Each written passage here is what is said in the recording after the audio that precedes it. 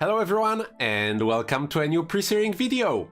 On 23rd of January, I died on my Presearing Ranger for the second time, so I made a short video about it to talk about how I died and what goals and plans for the future I have on that character. I'm pretty close to hitting 2 million XP, I wanted to finish my Grail, I wanted to work on my salvage collection, I wanted to get to 100k consumable points one day, and all of that got turned on its head just a few days later, on January 28th, when 2 weeks unexpectedly dropped a completely brand new game mode for us. Melandru's Accord is the new game mode inspired by the community-driven Iron Man challenge that requires you to earn all the skills and items for your character without trading with other players. There's a whole plethora of restrictions, but for us in Presearing, the most relevant are these three. As a Melandru's Accord character, you can't trade with other players, you can't pick up drops from other players, and you can't use /bonus command at all, so you can't summon the imp, and you can't use any bonus weapons. And this, for me, is a dream update. Without bonus weapons and trading, chasing your best in slot equipment is something to do for years, potentially forever. For example, the best bow in Presearing would be at 12 to 20 damage with 18% char slaying, and in the 6 years I've been playing my ranger, I got one char slaying bow mod, which was 17%, and I have never seen a 12 to 20 bow, and that's just your main weapon. There's still your secondary profession weapon, all the runes, insignia, consumables, collections, there's so much to do!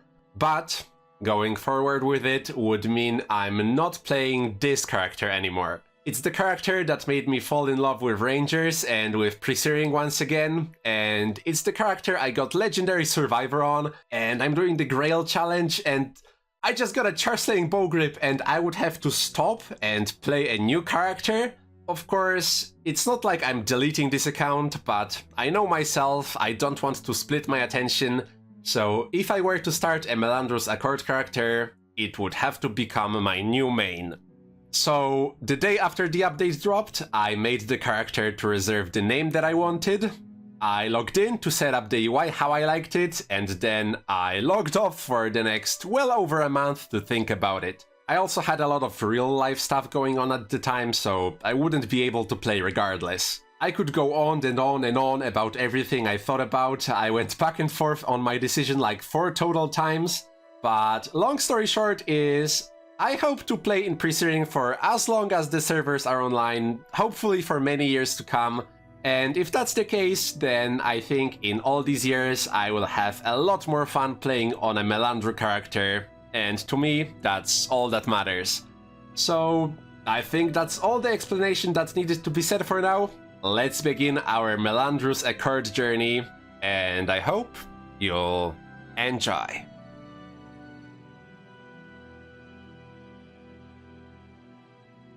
Hi. Hey, that's not the right account. You're right, eagle-eyed viewer, there is one more thing I need to do before I can start playing on the new Melandru's Accord account, and that is to invite myself to the guild, because I just can't play without that cape, man, it feels too weird without it. A guild invitation to the legendary Titans of Ascalon. Oh, much better. And now, we can begin for real this time. There's always a lot to do at the start, so the very first thing I'm gonna do is a little bit of questing. The prevailing wisdom regarding quests in Presearing is to leave as many as possible for level 16, but I'm gonna do 2 quests right off the bat to get the rewards, and that's going to be the Ranger test to get some skills, and then the Gwen's Flute quest, before I accidentally join a party and ruin this account. Just to explain what I meant by ruin the account real quick, the Gwen's Flute quest rewards you with a tapestry shred, and it's the only way to get that item, but the quest has been bugged since forever, and if you ever join a party with someone that already completed it, you won't be able to do it. Imagine there is a hidden variable on your character that gets changed, and the game doesn't let you get the quest anymore. What's even crazier is if I joined a party with someone before doing this quest, I got the variable changed, so I can't do it anymore, If I then, without having ever completed the quest, join a party with someone else, they also can't do it anymore. It's like a disease that spreads in Ascalon. So if you want to help Gwen and get the tapestry shred, you better do it first thing after character creation. And it's an easy quest, so it's just a matter of keeping that in mind.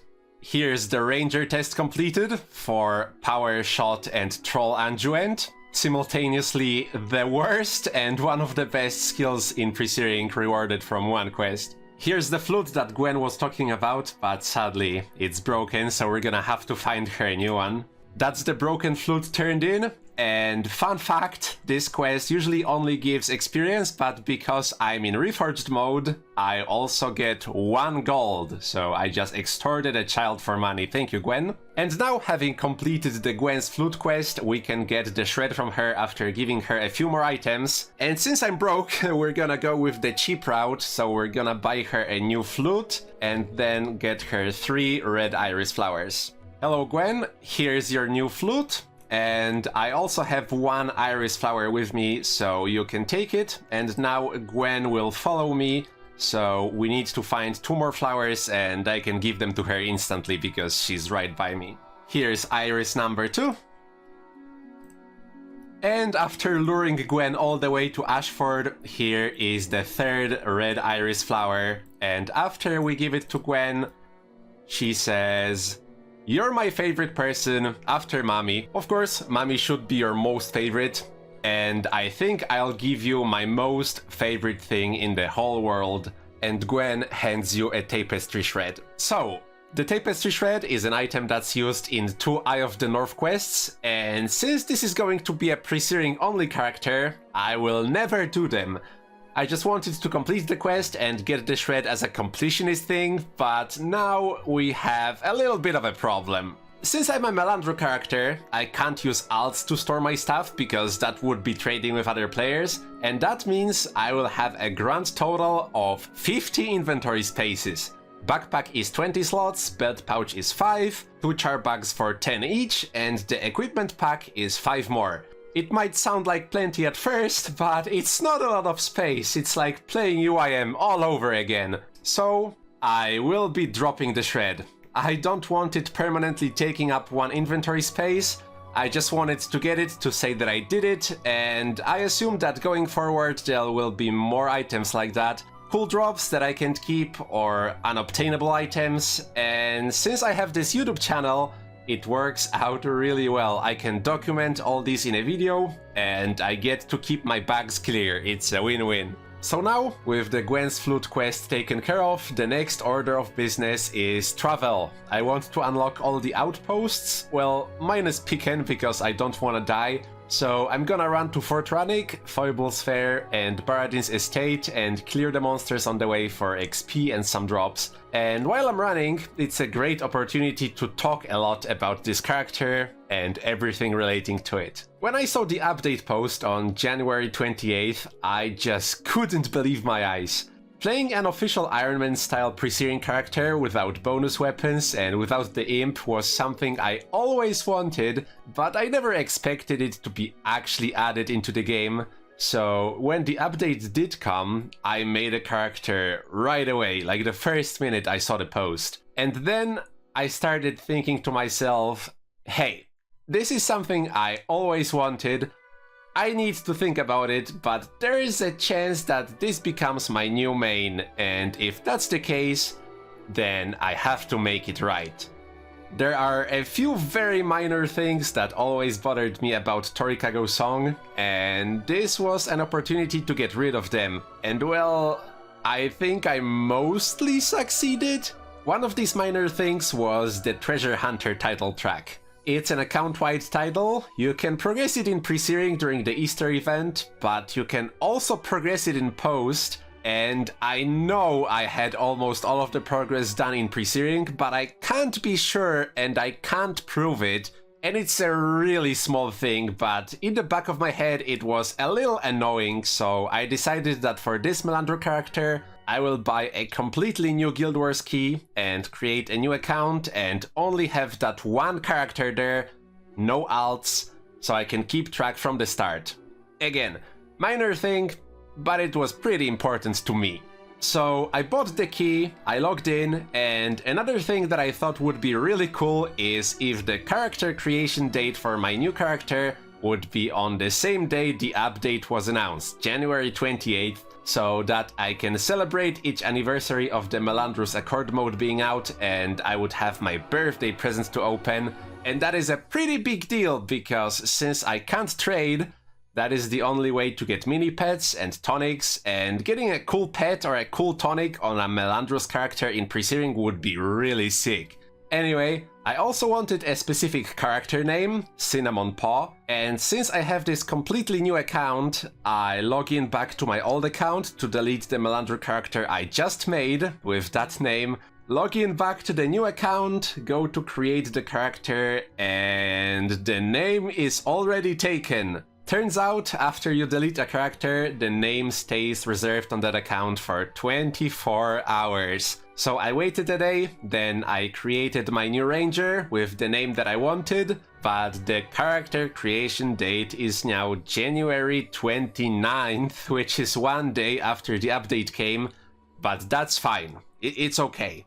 One day is not a big deal. I am not upset. What I am a little bit upset though is myself for not thinking. When I was waiting the 24-hour period until I can get my name, I made another character on the account to set up the UI because this is a new account and it had the default UI settings.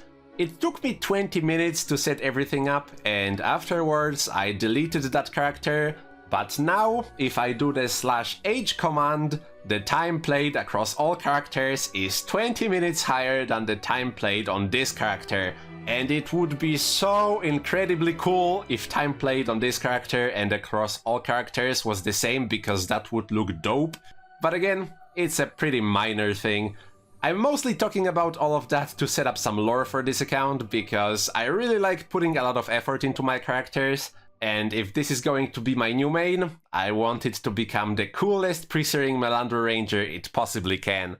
Alright, that's Fortranic, Foible's Fair, and Baradin's estate all visited. I also got up to level 4 along the way. We're building a nice solid foundation on the Ranger, and while the progress is very slow, I am enjoying my time in the early game. This episode also ended up being more talking about the account than doing any substantial gameplay, but I feel like it's okay for episode 1 to be more focused on setup and exposition. That being said though, there are a few more things I wanted to do today, and the first one is getting a decent bow.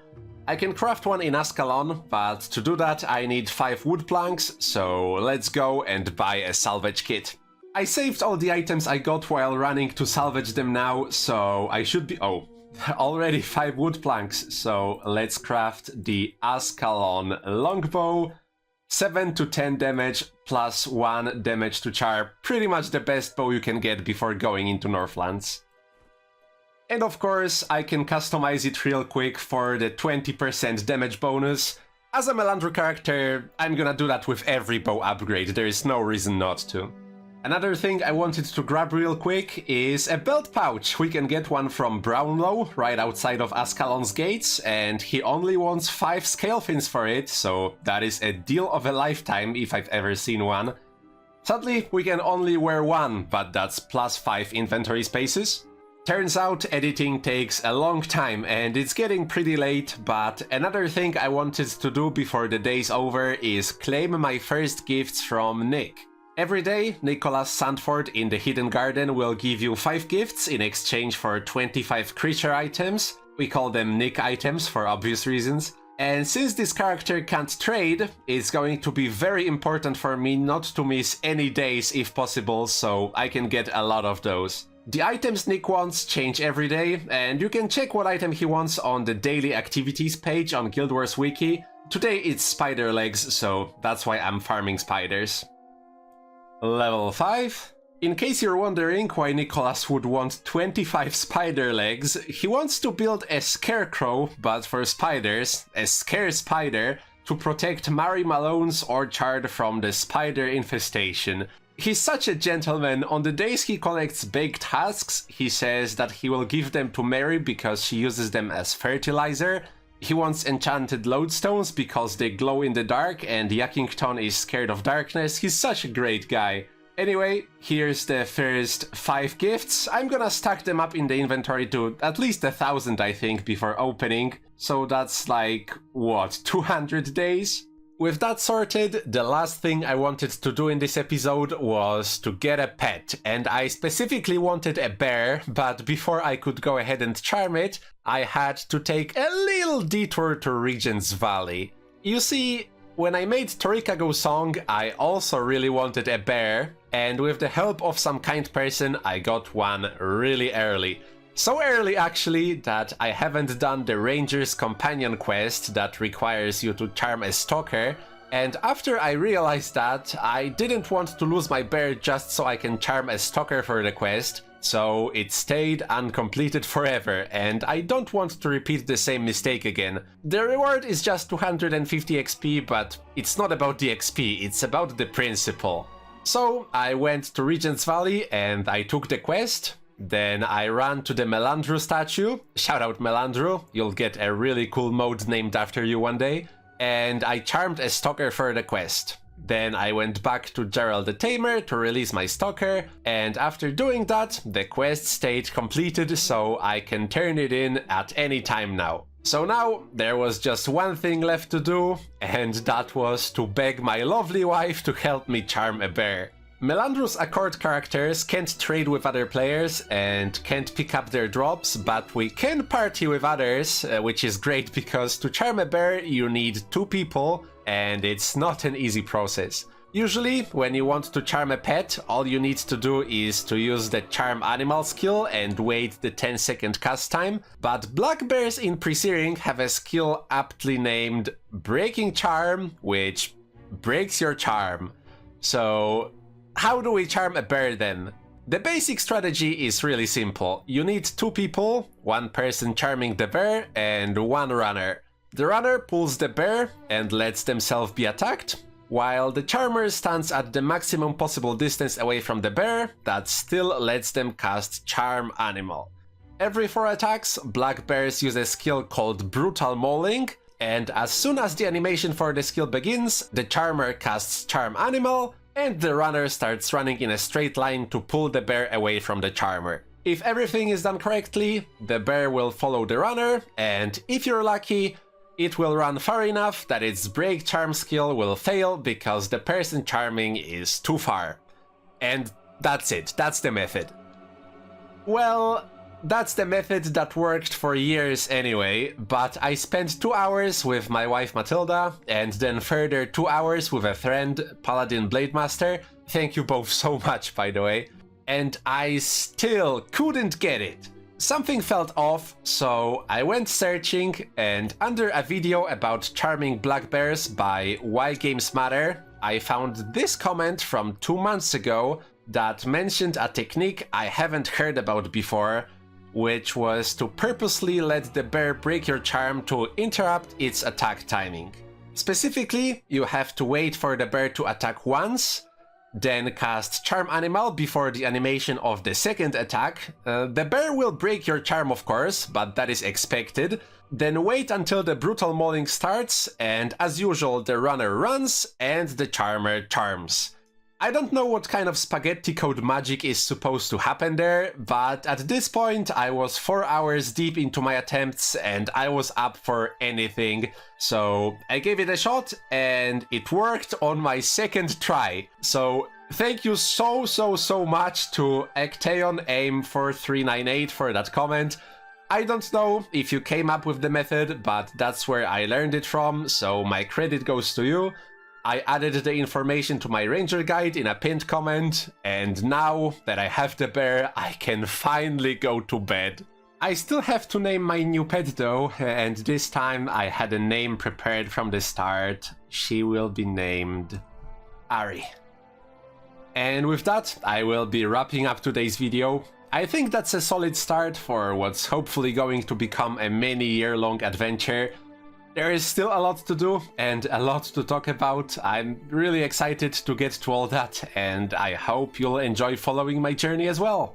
With that said though, as always, thank you for watching, hope you enjoyed, Hope you'll have a wonderful day, and I hope to see you in the next one. Goodbye.